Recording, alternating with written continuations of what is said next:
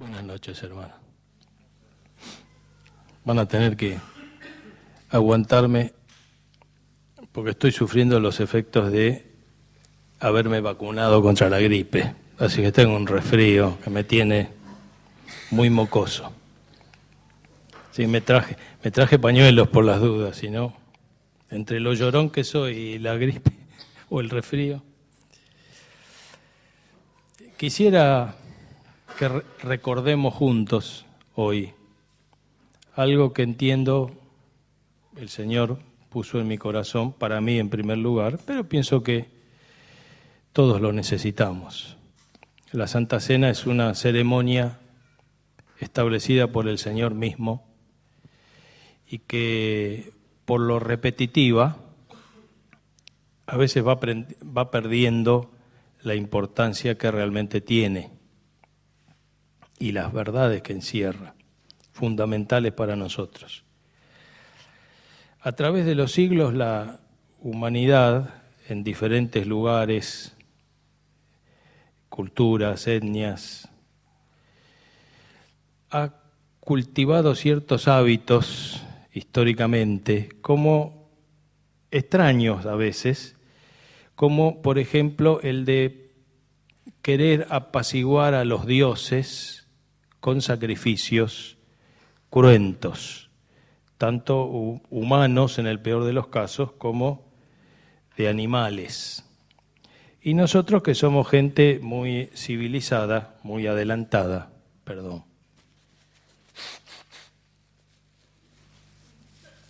por supuesto, no andamos en eso. Sin embargo, escondido en esta costumbre, hay un principio espiritual establecido por Dios mismo, que el enemigo se ha encargado, como tantas otras cosas, de desvirtuar, de enredar, de entorpecer y desdibujar para desdicha del ser humano y para alejarlo de Dios. Así que es que los seres humanos con estos sacrificios, aparte de apaciguar a los dioses, han buscado manipular a los dioses a su favor. Pero la verdad divina escondida detrás de los sacrificios nos revela una necesidad que tiene el ser humano, y es la de solucionar el problema que como raza humana tiene, de su rebelión, de su pecado, porque hay algo que está mal con la raza humana. Y eso viene del Edén, desde la caída.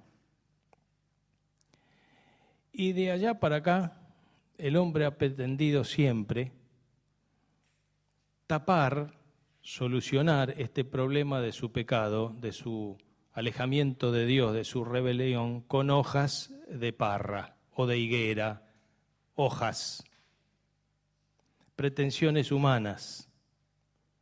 Y Dios se tuvo que tomar el trabajo de comenzar su revelación al hombre y vestirlos de pieles, para lo cual hubo que matar animales. Y ahí empezó la cosa. Abel ofreció animales y Caín fruto de la tierra. Y de ahí para acá llegamos a Éxodo capítulo 12, que es el antecedente de nuestra celebración de la Cena del Señor.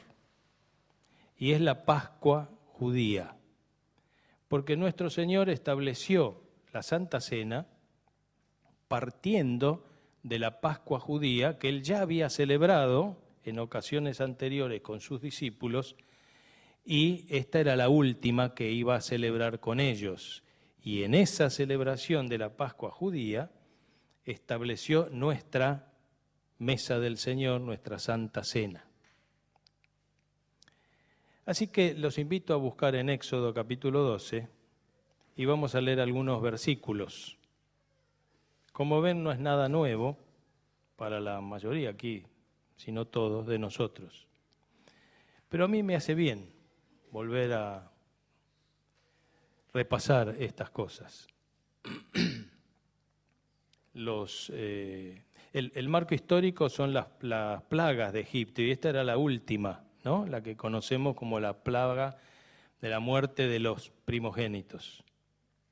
Y antes de que viniera este azote de Dios, habló Jehová 12:1 de Éxodo a Moisés y a Aarón en la tierra de Egipto, diciendo: Este mes os será principio de los meses para vosotros, será este el primero en los meses del año.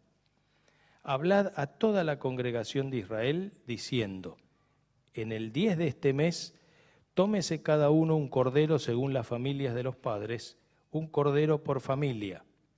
Mas si la familia fuere tan pequeña que no baste para comer el cordero, entonces él y su vecino inmediato a su casa tomarán uno según el número de las personas. Conforme al comer de cada hombre, haréis las cuentas sobre el cordero. El animal será sin defecto, macho de 1 año. Lo tomaréis de las ovejas o de las cabras, y lo guardaréis hasta el día 14 de este mes, y lo inmolará toda la congregación del pueblo de Israel entre las 2 tardes.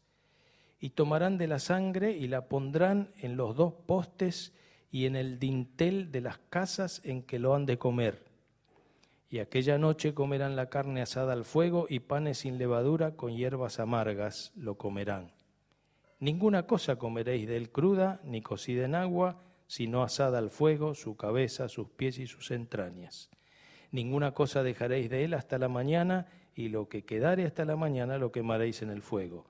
Y lo comeréis así, ceñidos vuestros lomos, vuestro calzado en vuestros pies y vuestro bordón en vuestra mano, y lo comeréis apresuradamente. Es la Pascua de Jehová. ¿Cuál es la Pascua de Jehová? Ese cordero que se iban a comer. El cordero era la Pascua de Jehová, de cada uno de los israelitas que así estaba procediendo. Versículo 12. Pues yo pasaré aquella noche por la tierra de Egipto y heriré a todo primogénito en la tierra de Egipto, así de los hombres como de las bestias, y ejecutaré mis juicios en todos los dioses de Egipto.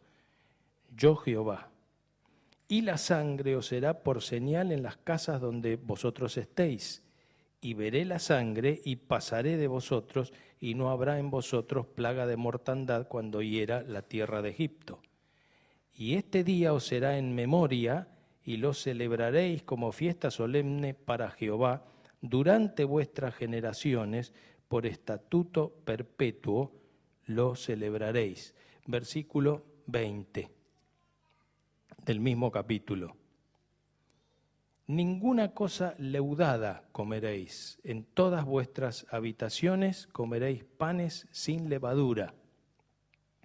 Y Moisés convocó a todos los ancianos de Israel y les dijo: Sacad y tomaos corderos por vuestras familias y sacrificad la Pascua.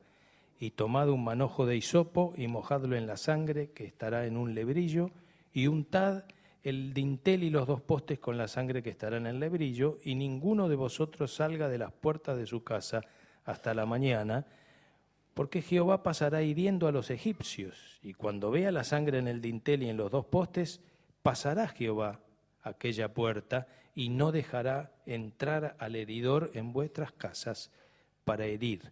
Guardaréis esto por estatuto para vosotros y para vuestros hijos para siempre.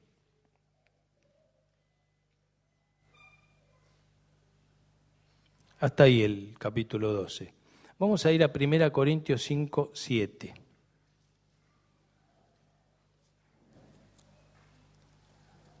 Recordando que la Pascua de cada israelita era el cordero que iban a sacrificar y comerse. ¿Sí? 1 Corintios 5, 7. Limpiaos pues de la vieja levadura para que seáis nueva masa, sin levadura como sois, porque nuestra Pascua, que es Cristo, ya fue sacrificada por nosotros.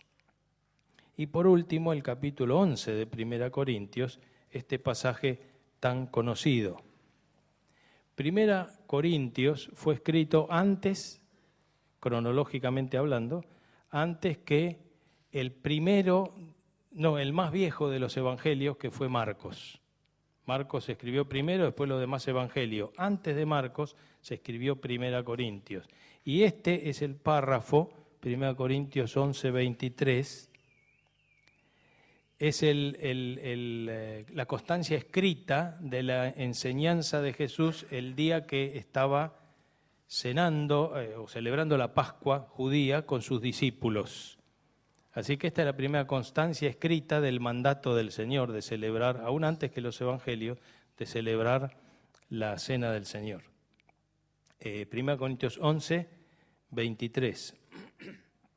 Porque yo recibí del Señor lo que también os he enseñado, que el Señor Jesús, la noche que fue entregado, tomó pan y habiendo dado gracias, lo partió y dijo: tomad, comed, esto es mi cuerpo que por vosotros es partido. Haced esto en memoria de mí. Asimismo tomó también la copa, después de haber cenado, diciendo: esta copa es el nuevo pacto en mi sangre. Haced esto todas las veces que la bebierais en memoria de mí. Así pues, todas las veces que comiereis este pan y bebiereis esta copa, la muerte del Señor anunciáis hasta que Él venga. Esta anunciación de la muerte del Señor que hacemos al participar del pan y del vino tiene que ver con algunos aspectos del ejercicio del gobierno de Dios con el ser humano, y en especial con su pueblo, con nosotros. En realidad el relato del Éxodo es el mismo relato que el de nuestra Santa Cena. Si lo traspolamos, es el mismo relato en otro tiempo histórico. El primero es sombra del segundo, el segundo es cumplimiento del primero. El cordero era la Pascua de los israelitas, ese animal. Y en el segundo relato de nuestra Santa Cena, el cordero es Cristo y es nuestra Pascua. Y en este relato apreciamos a Dios en tres aspectos, por lo menos. A Dios como juez, en primer lugar, a Dios como redentor y a Dios como el Dios de pacto, que establece pacto con aquellos que quiere hacer pueblo suyo. Por eso señala el apóstol Pablo en este último pasaje que leímos: esta copa es el nuevo pacto en mi sangre. Es ese pacto nuevo, diferente al antiguo, del que habla Jeremías 31, 31 y Ezequiel 31, 26, 36, 26. Dios como juez es el que juzga y ejecuta sentencia sobre Egipto y sobre los dioses de Egipto, y también sobre su propio pueblo. Juzga a su pueblo y va a ejecutar sentencia sobre su pueblo. Porque si había algún israelita que dice, o decía, este Moisés ahora viene con que el cordero y pintar la puerta, yo que pinté hace poco, tengo todo bonito. Es una cosa, si otros también tienen estas costumbres, y si no lo hacía, ¿qué le pasaba a ese israelita? Ahí entraba el heridor en su casa. Y si algún egipcio decidió temer al Dios de Israel y lo hacía, ¿qué pasaría? Dios no noto en el relato que hubiera separado, si alguno que no era judío y confiaba en él lo desechaba, qué sé yo. Uno lee la genealogía de Jesús y está Tamar y Judá, está Rahab, una ramera, que fue la madre del padre de Boz, que se casó con Ruth, que era una moabita. Uno ve cada uno en el pedigrí de Jesús y son parte del pueblo de Dios también. Y si no, mirémonos a nosotros. No estamos precisamente acá porque hayamos tenido algo para mostrarle al Señor, ¿no? Así que vemos a Dios como juez en primer lugar. Egipto es figura del mundo. Y todos los que están en el mundo, y nosotros antes de entrar al reino, ¿dónde estábamos? Solo hay dos reinos. ¿Dónde estábamos? ¿Dónde estabas vos y estaba yo? En el reino de las tinieblas. Y Dios, que es juez justo, cuando juzga, dice que la paga del pecado es la muerte. Y eso se refiere a la muerte tuya y a la mía y a la muerte eterna. Ni más ni menos, nos guste o no. Y Dios no va a dejar a Egipto sin juicio. Dios no va a dejar a este mundo sin juicio. Aunque pase el tiempo y parece que se demora, el juicio viene. Y esto es parte del Evangelio. Y tengo que recordar que si yo no estoy ahí, es porque Dios, además de ser juez justo, es redentor, que es el segundo aspecto. Dios es salvador, es redentor. Y Dios como redentor le muestra a los israelitas y a nosotros el camino de salvación a través de un cordero con cuya sangre debían pintar el dintel. Pero tenemos que entender, tengo que entender, que Dios como redentor nunca hace la vista gorda. Nunca pasa por alto el pecado. Y tengo que entender que Dios no me salva y no salva nunca a nadie porque es bueno, sino porque es justo. Y con su justicia, en el ejercicio de su justicia, manifiesta por lo menos dos cosas súper importantes que tengo que entender.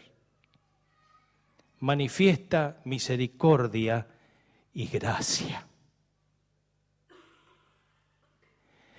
¿Y qué es misericordia y gracia? Yo uso mal los términos y muchos de nosotros lo usamos mal, con buena intención.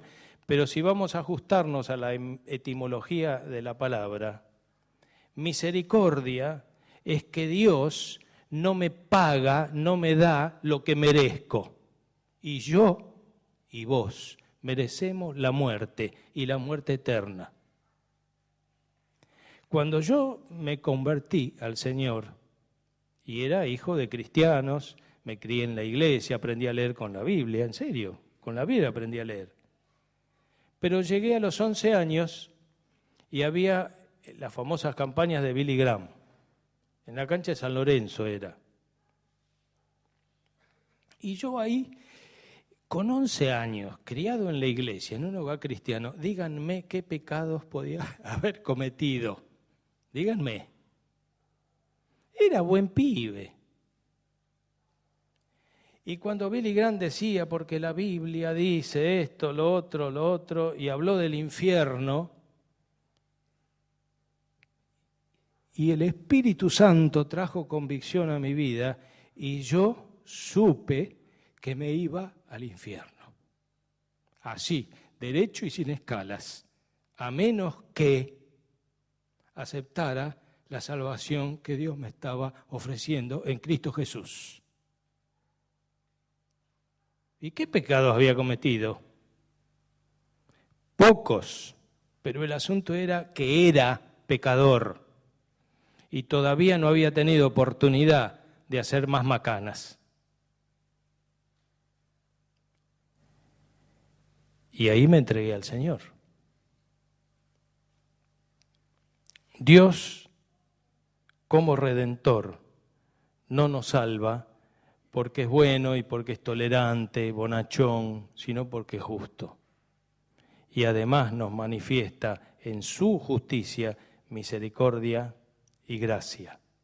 Misericordia es eso, no nos paga, no nos da lo que merecemos. Y gracia es que nos da lo que no merecemos. Me da lo que no merezco. Ese don inmerecido de un cordero que Él proveyó. Dios mismo se dio en la persona del Hijo para sustituirme, ocupar mi lugar y pagar la pena por el pecado, que era la muerte. Esto es tan elemental que suena como que está de más, pero es la médula. De ahí en más, una vez que entramos al reino, no es que vamos a estar junto al Señor y tener acceso a la presencia de Dios por la cantidad de discípulos que tengamos, por el servicio que hagamos, por lo que fuera. Estamos ahí por misericordia y gracia de Dios porque Él nos proveyó un cordero que ocupó nuestro lugar y sobre Él cayó la ira de Dios que tenía que caer sobre mí y sobre vos. Punto. Y después hacemos discípulos y obedecemos y andamos en victoria porque lo amamos y porque sale de nosotros eso por la operación del Espíritu, como fruto del Espíritu. No hay que hacer algo para salvarse, pero el que es salvo hace, porque ama a Dios y le sale. Si no te sale, preocupate. Busca a Dios y volvé a la fuente, volvé a las bases, a los fundamentos. ¿Amén? Amén. Así que este Dios que es justo nos provee en la persona de Jesús el Cordero que al sacrificarse por nosotros satisface la justicia divina. Y así como el cordero que mataban los israelitas, los hebreos, era la Pascua para ellos, la Pascua de esa casa, de esa familia, era el cordero. Para nosotros la Pascua es Cristo. Pascua es la palabra, seguro que lo saben, la palabra hebrea Pesaj.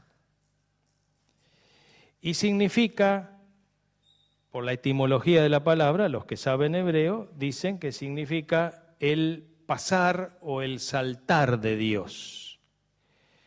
Y no en un sentido gimnástico, sino en el sentido de alguien que al leer una lista de condenados a muerte, iba leyendo los nombres, Pedrito, Juancito, Juanita, Marcelo, Pablo, José, etcétera. Entonces, al leer una lista de condenados a muerte, se saltea un nombre, pasa de largo un nombre, no lo lee, porque se lo tacharon, todo lo saltea. ¿Y por qué se lo tacharon? Porque alguien pagó la pena, entonces lo omite. Y ese nombre ahora queda anotado en otro lado, que es el libro de la vida, del Cordero, que ha quitado nuestro pecado. Elemental, otra vez. Y cada vez que tomamos la cena y anunciamos la muerte del Señor, estamos refrescando todas estas cosas, pero es lo básico de nuestra fe. Y nos hace dar gracias, gracias, gracias, porque estamos donde estamos por misericordia y gracia de Dios. Y lo servimos y hacemos discípulos y hacemos un montón de cosas y vivimos por misericordia y gracia de Dios. Porque la salvación opera en nosotros. Pero comenzó ahí, en la cruz del Calvario, donde se dio este Cordero de Dios. Y jamás al participar de la cena del Señor, hasta que Él venga, deberíamos de perder de vista su misericordia y su pacto de gracia. Porque no nos pagó como merecíamos, sino que nos dio por pura gracia la posibilidad de pasar a ser parte de su familia, de la iglesia, del pueblo de Dios. Antes no éramos pueblo de Dios, éramos lo que éramos. pero ahora Él nos ha hecho coherederos junto con Cristo, miembros de su familia, de su pueblo, y con un pacto que establece con nosotros. Y es cierto que tenemos responsabilidad en este pacto. Filipenses habla algo de esto, ¿no? De cuidar nuestra salvación con temor y temblor. Hay que cuidarla. Ahora, cantamos algo respecto a eso, ¿no? Pero a veces, a mí, cuando cantamos eso, me viene eso, Señor, yo realmente no estoy seguro de poder seguirte y no mirar atrás. Porque veo algunas cosas que le pasan a otro y digo, ¿y si me pasan a mí, yo tendré la fe para afrontar eso? Y realmente antes, años atrás, sí, yo estaba seguro de que hasta el fin, Señor, te seguiré. Hoy en día no estoy seguro. No estoy seguro porque desconfío de mí. Por otro lado, estoy seguro porque sé quién es mi Dios. Y Dios dice que Él obra en mí el querer como el hacer. Ahora no me puedo echar a la indolencia y no cuidarme salvación. Esa es mi parte. ¿Y en qué me apoyo para decir, Señor, no voy a mirar atrás? Me apoyo en su misericordia y en su gracia, nunca en mi fortaleza y capacidad y sabiduría, porque mejor que desconfíe de mí, pero confío en Él, en que Él me va a dar gracia sobre gracia. Eso está en Juan 1, 16. ¿Sí? Lleno de gracia y de verdad es Él. Y Él, de su plenitud, si tomo, tengo gracia sobre gracia. Y los que saben dicen que la mejor traducción es gracia en vez de gracia, en lugar de gracia. O sea que la gracia de hoy me sirve para hoy. Por ahí no me sirve para mañana porque estoy en otra circunstancia. Entonces el Señor me da la gracia para mañana. En vez de esta, me da la otra. Siempre fresquita, siempre fresquita. Mi Dios es fiel y en eso confío. Y me agarro de eso. Pues si no, ¿de qué me agarro para decir, Señor, no voy a volver atrás? No tengo de qué asirme. Solo en su misericordia, en su gracia. Y esto me recuerda que Dios es fiel. Se dio a sí mismo, y si Él se entregó a sí mismo por mí, si Dios se entregó a su Hijo por mí, ¿cómo no me va a dar juntamente con su Hijo todas las cosas que necesito para la vida y para la piedad? Así que, hermanos, participemos con gozo y agradecidos. Por eso a la cena algunos la llaman Eucaristía, nosotros no, porque como suena católico, pero Eucaristía significa eso, acción de gracias. Esta es nuestra acción de gracias por excelencia, nuestra Eucaristía, la cena del Señor. Porque no nos vamos a cansar de decir gracias, gracias, gracias, y por la eternidad, por tu misericordia y por tu bendita gracia con nosotros.